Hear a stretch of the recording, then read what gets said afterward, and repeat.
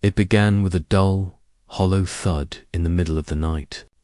Not loud enough to panic me, just enough to register. I told myself it was probably a raccoon, one of those fearless trash bandits knocking something over again. I rolled over and went back to sleep. But when morning came, I stepped outside and froze.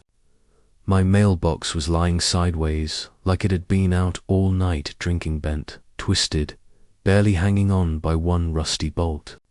Strange, sure, but accidents happen. Maybe a delivery truck clipped it while hugging the curb. I straightened it, hammered it back into place, wiped my hands, and moved on with my day like a normal person. 2 days later, it happened again.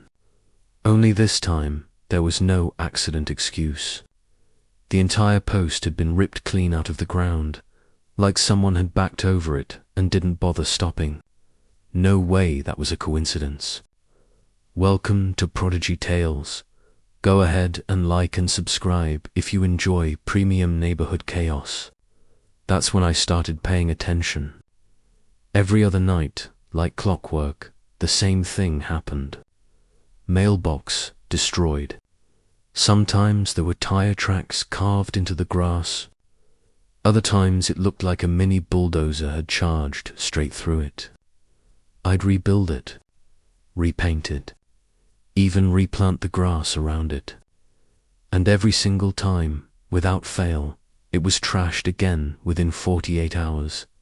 This wasn't bad luck. This was personal. Someone had officially declared war on my mailbox. I tried to catch them too. I stayed up late with a flashlight, a folding chair, and a bag of jerky like some kind of suburban night watchman. But whoever was doing it had flawless timing.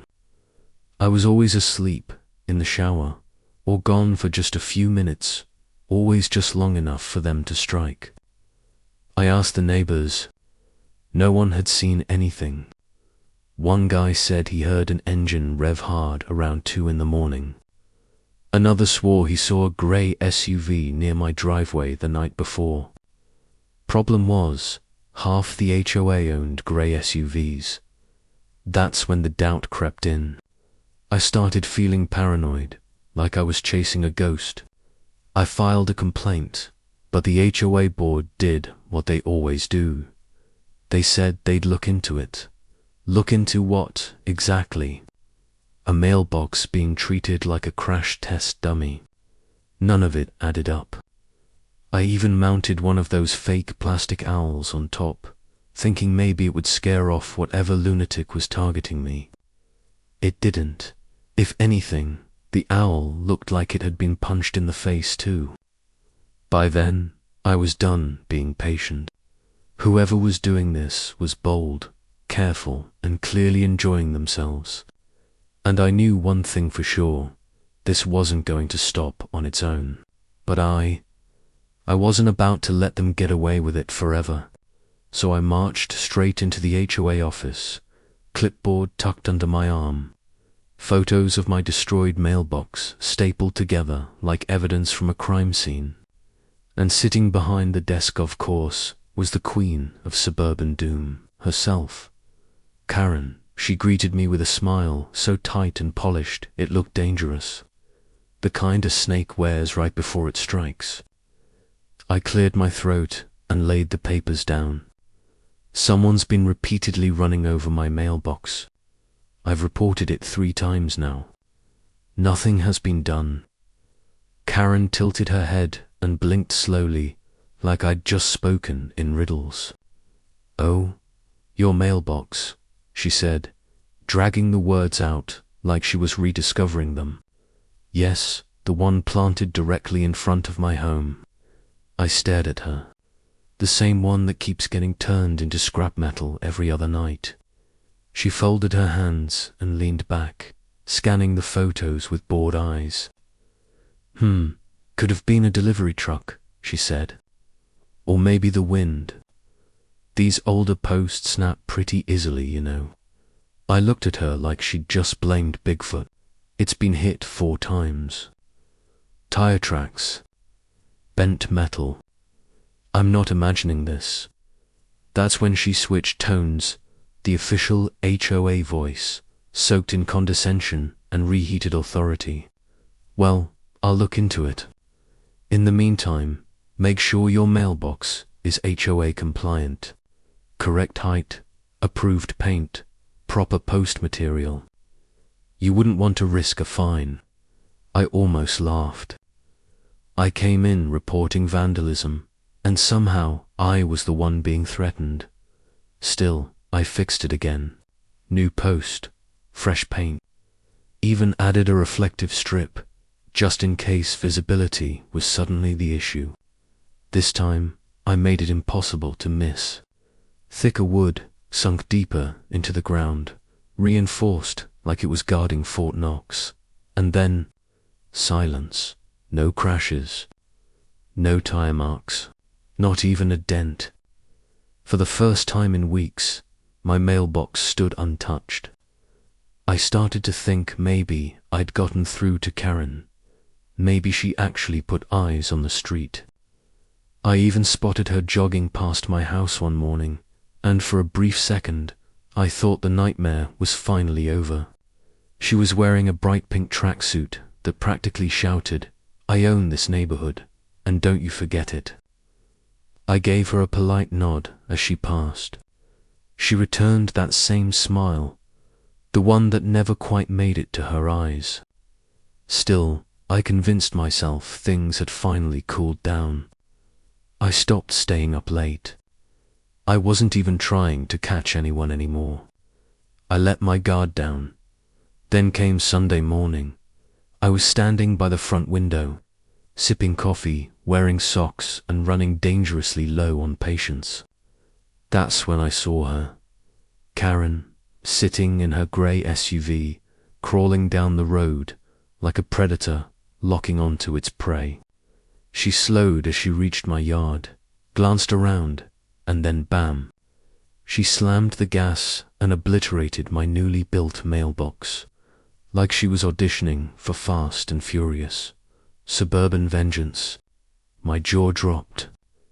Before I could even process it, she reversed and ran it over again, just to make a point. Then she parked her car calmly, like she'd just finished a casual errand. No shame. No hesitation. Just pure HOA grade evil. I bolted outside, coffee mug still in my hand, and yelled, "Karen, what the hell was that?" She stepped out of her SUV and adjusted her visor like she'd arrived at a country club instead of a crime scene. "Oh, that," she said, eyes wide, suddenly playing the victim. "I didn't see it. Your mailbox just appeared out of nowhere." I stared at the crater where my mailbox had lived for 5 years, then back at her. It's been there for 5 years. She waved her hand dismissively. Well, it doesn't match the approved HOA mailbox color anyway. It's supposed to be antique bronze, not whatever depressing gray this is. The same gray as your car. I snapped. She blinked like the sun had personally insulted her. "It's not my fault your mailbox isn't up to standard. Maybe if you'd followed the guidelines." I couldn't believe what I was hearing. "You're not even sorry?" I asked. She shrugged, cool as ice. "I'm the HOA president. Technically," she added, "you're lucky I haven't issued you a fine." That's when it clicked. Karen wasn't careless. She wasn't confused. She was drunk on power. She thought that flimsy HOA badge made her untouchable, that she could bulldoze anything she didn't like and drive off smiling. But if she thought I was just another quiet neighbor who'd roll over, she picked the wrong house. That night, I didn't rage. I didn't vent. I planned, if Karen enjoyed destroying mailboxes, I was going to give her one she'd never forget. One that would leave her shocked, embarrassed, and desperately wishing she'd hit the brakes. I wasn't calling the cops. This was personal now. If Karen wanted a showdown, fine. I'd give her the Super Bowl of suburban revenge. I spent the entire weekend rebuilding that mailbox. Not a mailboxer fortress. Inside the wooden shell, I reinforced the post with half-inch cold-rolled steel, welded straight into a buried steel beam sunk deep in concrete. On the outside, I painted it the exact same grey she hated, just to twist the knife a little deeper. It looked ordinary, felt like a bunker. I installed a hidden camera, wired in a motion sensor, and for fun, glued a fake squirrel on top, because if you're setting a trap, you might as well decorate. 2 days later, I was back at my favorite spot by the window, sipping coffee like a hawk in fuzzy slippers. Right on schedule, Karen's grey SUV crept down the street. She slowed near my yard, paused, then boom. Metal met steel. Her bumper folded. Her hood crumpled like a soda can. The mailbox didn't move an inch. She hit it so hard the airbag exploded. I nearly choked on my coffee laughing.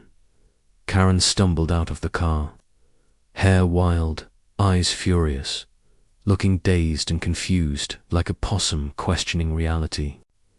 She stood there staring at the mailbox, rubbing her forehead, like the laws of physics had personally betrayed her. I walked outside, phone already in hand, replaying the footage. "You might want to get that bumper checked, Karen," I said, barely holding back a grin. Funny how the mailbox didn't appear out of nowhere this time. Her face turned tomato red. "This is a safety hazard," she snapped. "I'm reporting you to the HOA board." I laughed. "Go ahead. I've got video. Every angle. Want me to send it to your insurance too?" She looked like she'd swallowed a lemon whole. Without another word, she stormed back to her half-destroyed SUV and peeled off, dragging her dignity behind her like a broken muffler. As for my mailbox, still standing. Not a scratch. Solid as justice. And that video, let's just say it had a very special screening at the next neighborhood watch meeting, complete with popcorn. The end. Like and subscribe for more HOA showdowns. And tell me, do you think Karen got what she deserved?